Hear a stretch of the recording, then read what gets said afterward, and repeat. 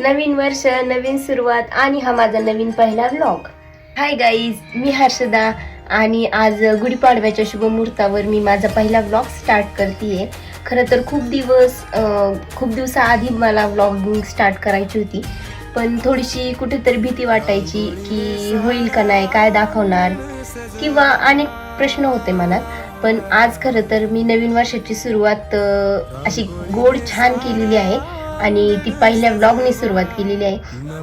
तर मंडळी, पहिलं तर आंघोळ करून सकाळ सकाळ मी देवीला साडी नेसून घेतली. आता आमच्या घराशेजारीच मंदिर असल्यामुळं मला सगळं पाहावं लागतं तिथलं.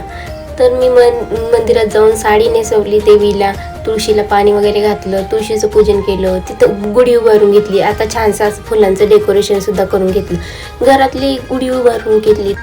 त्यात आमची सोनपरी म्हटली, मम्मी माझे पण व्हिडिओ काढ, तुझेच का काढती? मग तिचा पण व्हिडिओ काढला.